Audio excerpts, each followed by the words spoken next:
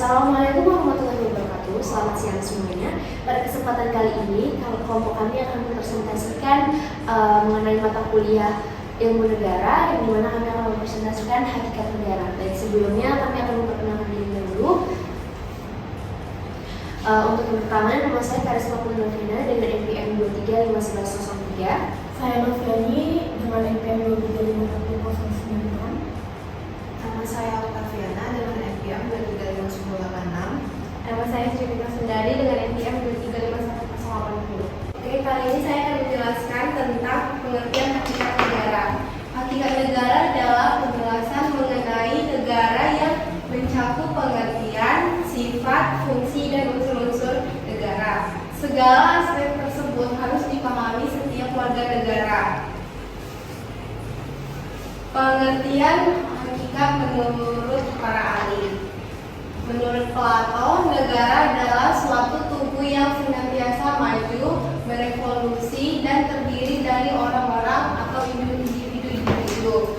Yang kedua, menurut Aristoteles, negara ialah suatu persekutuan dari keluarga dan desa untuk mencapai kehidupan yang sebaik-baiknya. Yang ketiga, menurut Grotius, negara adalah ibarat suatu perkakas yang dibuat manusia untuk melahirkan keberuntungan dan kesejahteraan umum. Baik, di sini saya akan menjelaskan sifat negara. Sifat memaksa. Negara mempunyai sifat memaksa, artinya memiliki kewenangan untuk mewajibkan seluruh masyarakatnya patuh terhadap peraturan yang berlaku dan telah diatur dalam perundang-undangan. Sifat monopoli. Negara memiliki sifat monopoli, artinya memiliki kekuasaan atau kewenangan yang seutuhnya untuk mengatur dan menentukan tujuan yang akan dicapai oleh negara tersebut. Sifat mencakup semua. Negara memiliki sifat mencakup semua, artinya semua peraturan perundang-undangan di negara tersebut berlaku untuk semua warganya tanpa terkecuali. Fungsi negara. 3 fungsi negara menurut Montesquieu yang disebut trias politika. Yang pertama, fungsi legislatif, membuat undang-undang. Yang kedua, fungsi eksekutif, melaksanakan undang-undang. Yang ketiga, ada fungsi yudikatif, mengawasi agar segala peraturan ditaati atau mengadili. Selanjutnya, saya akan menjelaskan tentang unsur-unsur negara. Secara tradisional, terdapat 3 unsur negara yang meliputi sebagai berikut. Yang pertama ada rakyat. Rakyat adalah semua orang yang secara nyata berada dalam suatu wilayah negara. Rakyat tunduk dan patuh pada peraturan dalam negara tersebut. Yang kedua ada wilayah. Wilayah adalah unsur yang harus dimiliki suatu negara karena merupakan landasan material atau landasan fisik negara. Secara umum, wilayah negara dapat dibedakan atas wilayah daratan, lautan, udara, dan ekstrateritorial. Yang ketiga ada pemerintahan. Pemerintahan yang berdaulat dan berkuasa atas seluruh wilayah dan rakyatnya adalah unsur mutlak dari suatu negara. Pemerintahan atau negara lain tidak berkuasa atas wilayah dan rakyat negara tersebut. Lalu selanjutnya ada teori hakikat negara. Yang pertama ada teori organis tentang negara atau organisme statral. Negara dianggap sebagai suatu organisme yang hidup seperti manusia. Negara identik dengan manusia. Sel, hidup, individu, tubuh, lembaga, nyawa, semangat, dan nasionalisme. Yang kedua ada teori kekuasaan ikatan atau Verbandsgeheit. Negara itu terdiri atas 2 golongan yang memerintah dan yang diperintah. Di antara keinginan pemerintah dan keinginan rakyat yang tidak sama diarahkan pada tujuan tertentu. Dicoba disatukan dengan cara perimbangan kekuatan dengan kekuasaan. Yang ketiga, teori hukum murni atau Reinrechtstellung. Negara merupakan suatu ketertiban kaidah. Personifikasi dari ketertiban hukum adalah ketertiban negara.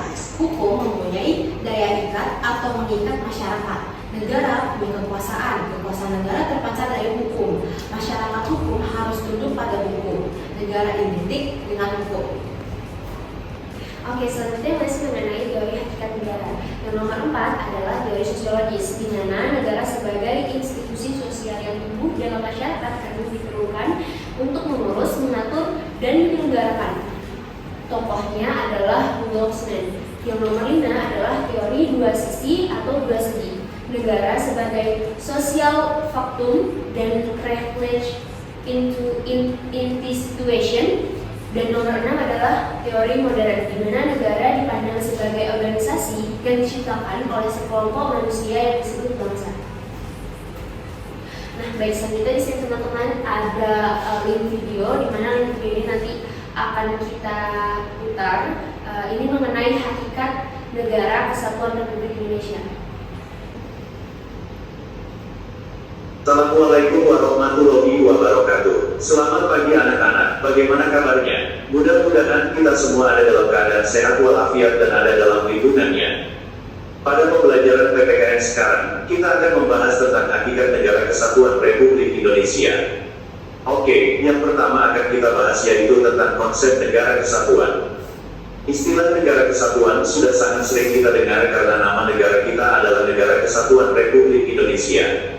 Jadi, istilah negara kesatuan sudah tertanam dalam pola pikir kita selaku warga negara Indonesia. Akan tetapi, apakah kita sudah mengetahui makna dan karakter?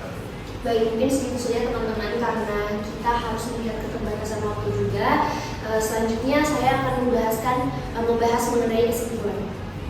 Baik, selanjutnya adalah kesimpulan, di mana kesimpulan ini adalah negara merupakan sebuah organisasi atau badan tertinggi yang memiliki kewenangan untuk mengatur perihal yang berhubungan dengan kepentingan masyarakat luas.